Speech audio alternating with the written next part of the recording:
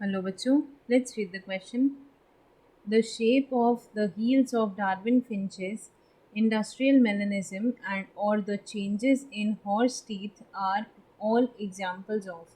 So देखिए क्या कह रहा है, डार्विन फिंचेस की बीक के शेप में जो चेंज आया था, इंडस्ट्रियल मेलानिज्म या फिर घोड़ों के दांतों में जो चेंज आया था, ये सब किसके एग्जाम्पल हैं?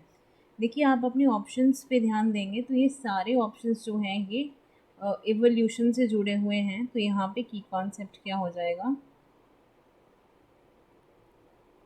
Key concept will be evolution in animals. So,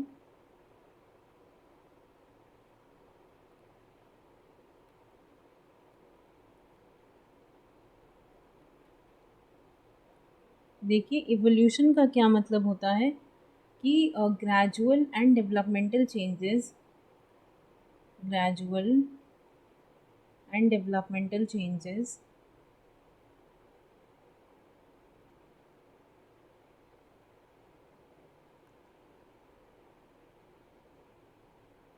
changes in organisms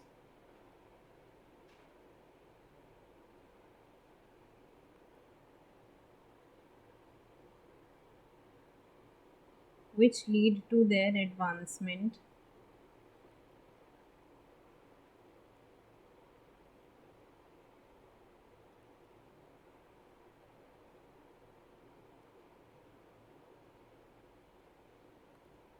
for better survival in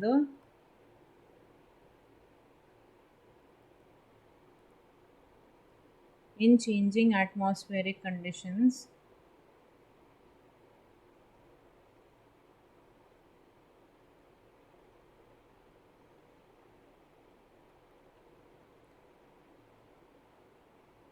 is evolution।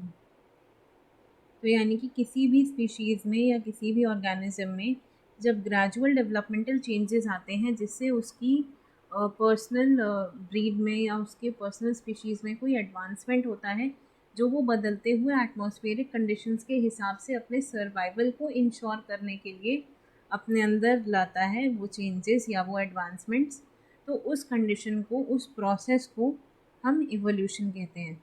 सो देखिए यहाँ पे जिन 3 ऑर्गेनिज़म्स की बात हो रही है वो है डार्विन फिंचेस। तो सबसे पहले जब हम डार्विन फिंचेस की बात करते हैं तो इसमें जो एक फिंच की वैरायटी थी जिन्हें डार्विन ने अपने गैलापागोस आइलैंड के ट्रिप के दौरान ऑब्जर्व किया था, इसलिए उनको हम डार्विन फिंचेस कह देते हैं। सो इनमें क्या हुआ था कि ओरिजिनल सीड ईटिंग वैरायटी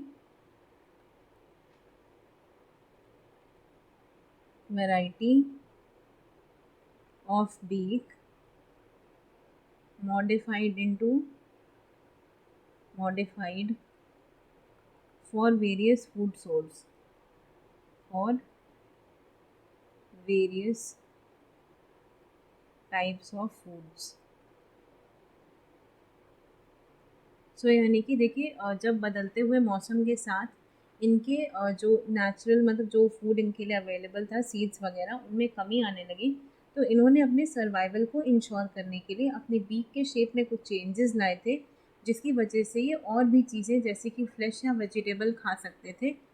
तो इस तरीके से इनकी बीक में चेंजेस आए थे, किस वजह से? इन्वायरमेंटल कंडीशंस की वजह से, नेचुरल कंडीशंस की वजह से। इसीलिए हम क्या कहते हैं, यहाँ पे नेचुरल सिलेक्शन हुआ था, नेचुरल सिलेक्शन। क्योंकि अगर ये नेचर के अकॉर्डिंग अपने आप को अडाप्ट नहीं करते तो ये सर्वाइव नहीं कर पाते। तो एक तरीके से हम कह सकते हैं कि नेचर ने खुद इन्हें चुना था और इनके अंदर अडेप्टेशंस आए बीक में, जिसकी वजह से ये सर्वाइव कर पाए। तो ये किसका एग्जाम्पल है? Natural selection occurred in the case of Darwin finches for the shape of their beaks.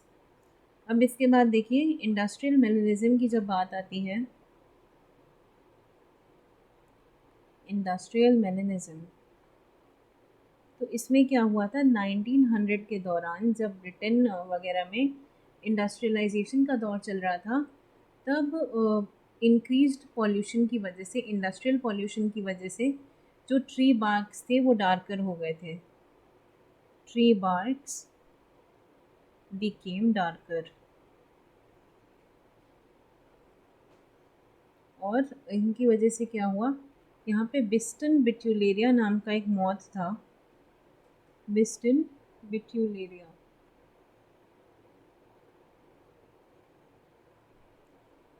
बिस्टन बिट्यूलेरिया नाम का एक मॉथ था जिसकी दो वेराइटीज़ प्रेजेंट थी, डार्क कलर्ड और light coloured.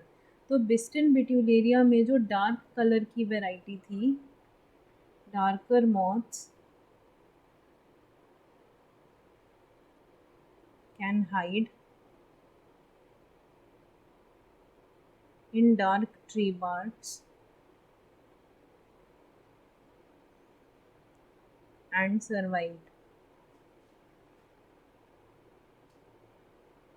but light colored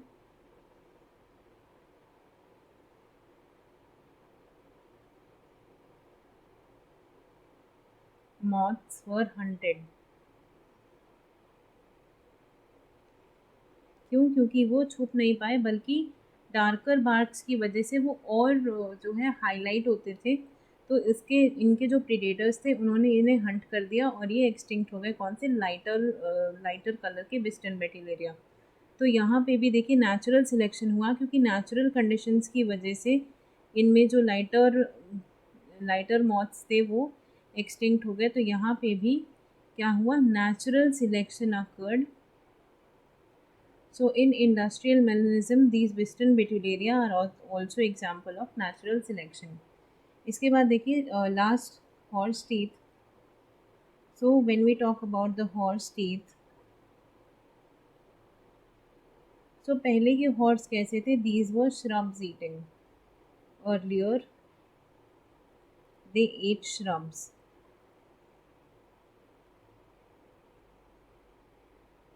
यानी कैसे थे? ये थे ब्राउजिंग एनिमल्स। यानी जो छोटे छोटे पेड़ पौधे थे उनकी जो सॉफ्टर स्टेम्स थी और लीव्स थी वो ये खाया करते थे। बट विद टाइम जैसे इनके श्रब्स में विद टाइम जैसे नेचुरल कंडीशंस के चेंज होते होते इनमें कमी आई, तो इन्होंने अपने टीथ को मॉडिफाई कर लिया। Earlier they were browsing animals but later started eating grass.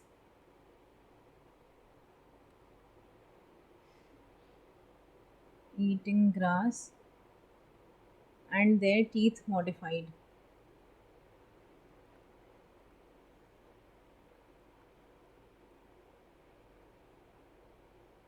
for that। यानी कि कैसे हो गए? ये ग्रेजिंग एनिमल्स हो गए, यानी घास खाने हो गए। तो यहाँ पे भी देखिए नेचुरल चेंजेस की वजह से यहाँ पे इनमें ये अडेप्टेशन शो हुआ। तो यहाँ पे भी एग्जाम्पल ऑफ नेचुरल सिलेक्शन।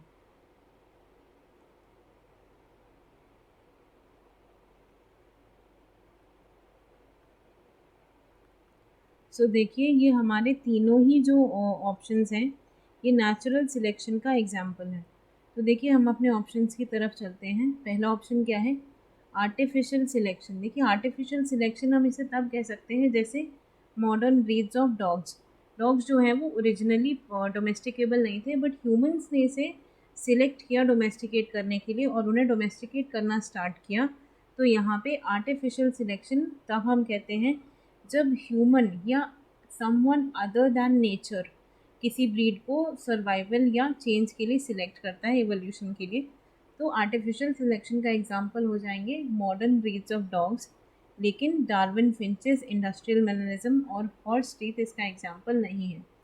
देखिए ऑप्शन बी है आपका नेचुरल सिलेक्शन, यही आपका सही जवाब है, क्योंकि ये तीनों ही shapes of beaks of the Darwin finches, industrial melanism और चेंज इन हॉर्स टीथ अभी हमने बात किया, these all are the example of natural selection.